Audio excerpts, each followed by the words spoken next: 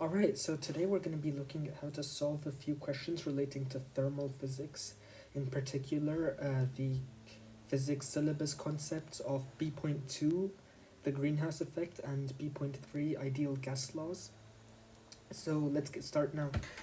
So the first question says, a student claims that the following three factors may affect the rate of global warming.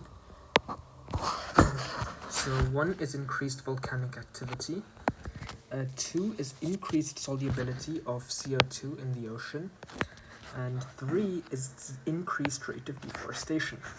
So let's try thinking logically about this. Increased volcanic activity means that there will be more volcano eruptions coming out, and volcano eruptions lead to the release of CO2, which in turn is a greenhouse and increases the greenhouse effect, hence increasing the rates of global warming. So this must be correct. Now, part 2 says increased solubility of carbon dioxide in the ocean. Carbon dioxide is a molecule like this, and let's call this the ocean. So if carbon dioxide is more soluble in the ocean, it means that it is more a part of the water. So it is not as free to leave when it would like to, and because it is not as free to leave, it cannot go out into the atmosphere as easily. Hence, that means that it's actually counterintuitive and may decrease the rate of global warming temporarily. So this is wrong. And increased rate of deforestation.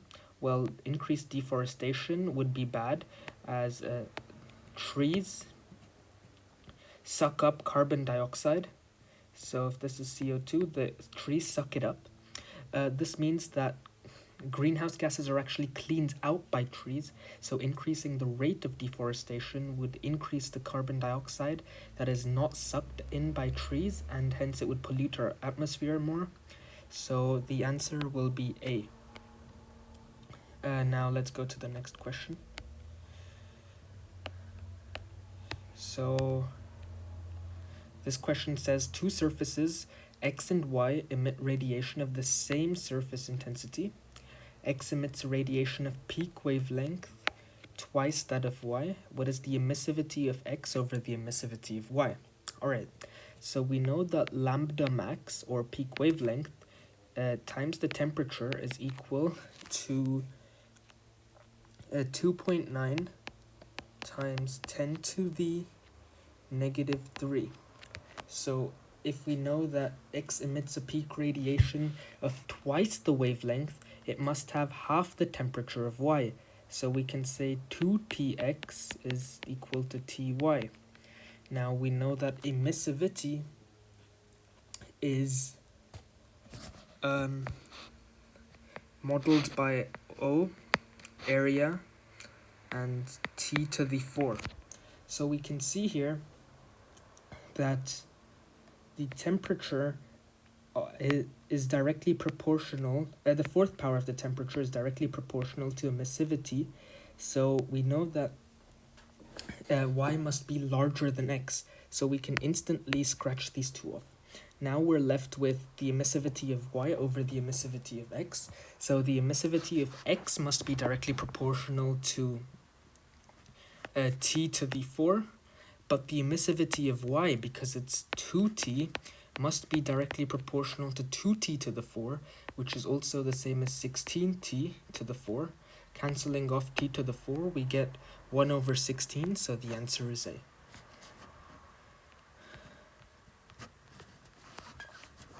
So now this question says that the planet has an albedo of 0.3. A simplified energy balance for the planet is shown. What is the intensity radiated by the surface of the planet? So we can see here that the incoming intensity is 100 watts per meter squared, and the planet has an albedo of 0.3.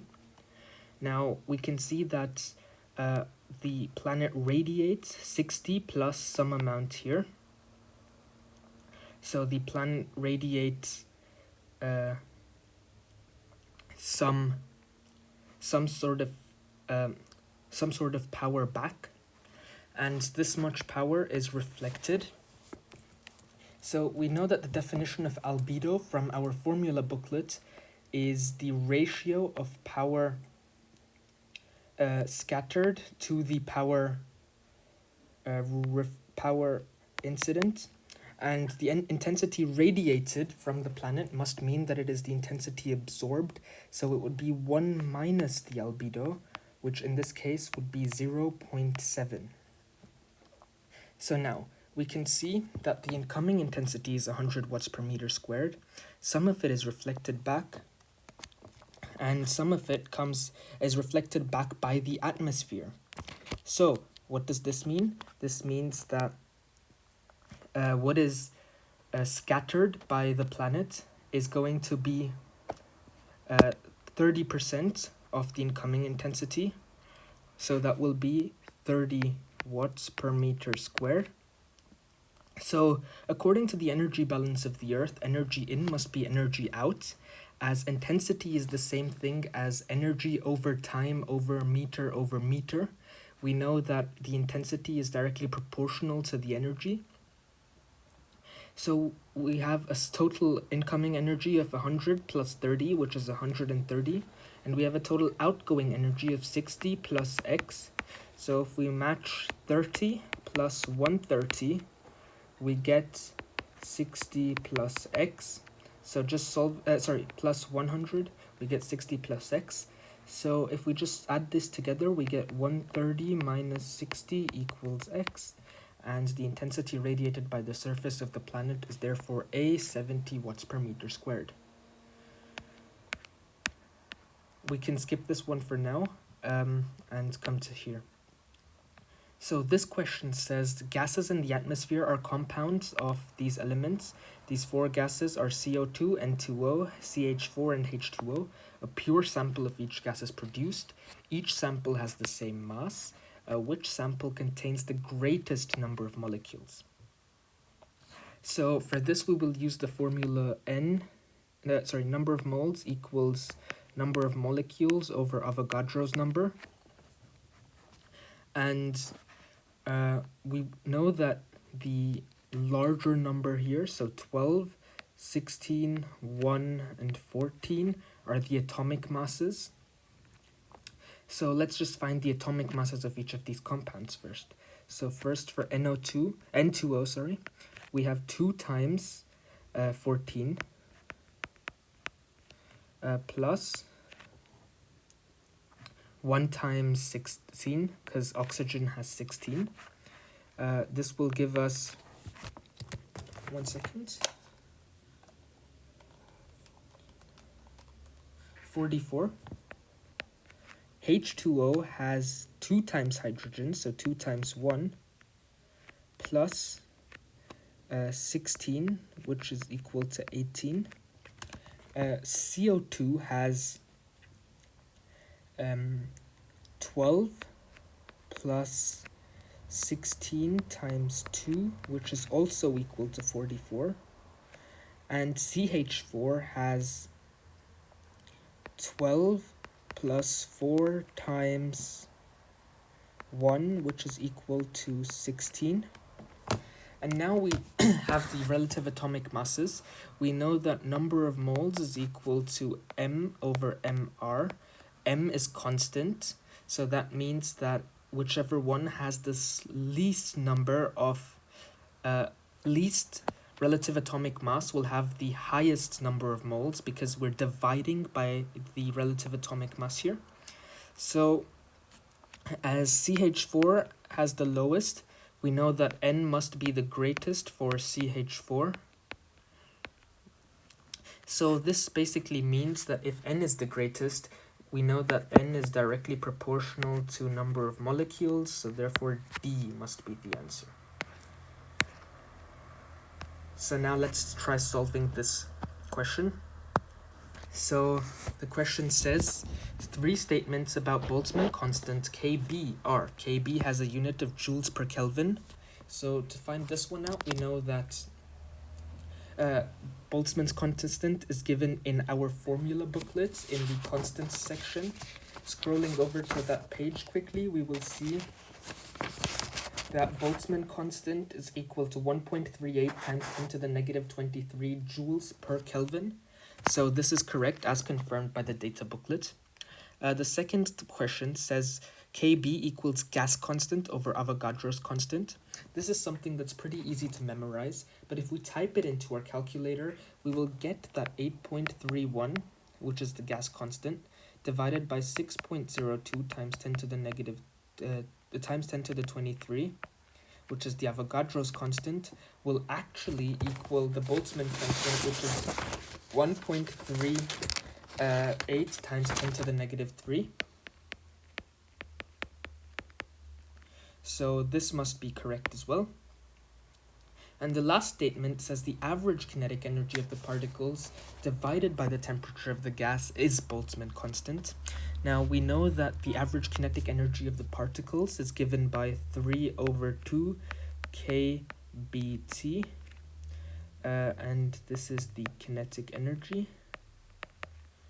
So we see here that if we rearrange for kb, we would get 2 over 3 ke divided by t equals kb. However, this option does not have a 2 over 3 at the front. If it were like this, it would be correct. However, it doesn't have that scale factor in front. So any answer with 3 is instantly eliminated, leaving us with option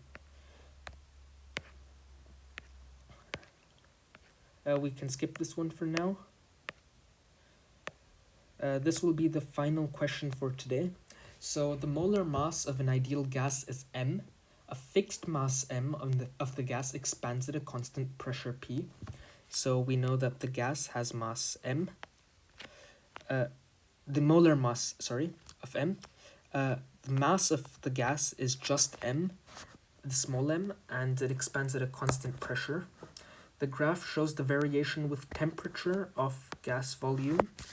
So what is the gradient of the graph? From our data booklet, we know that PV will equal to nRT. And this is a formula you should memorize, that number of moles is equal to m over mr. Or here in this question, it's given as big M. So let's just substitute.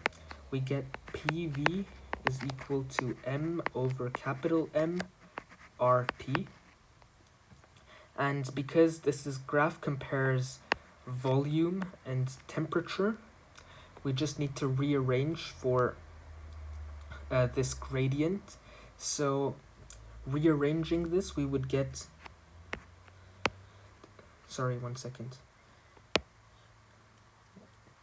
So rearranging for this, we would be able to see that the gradient that we get in the form of V equals mr over mp times t, and this is in the form y equals mx plus c, where m is the gradient, and here this would be the m, so the answer is option D. That's it for now. There will be another video on the paper 2 questions and a couple more paper 1 questions, which are multiple choice. Thank you for watching.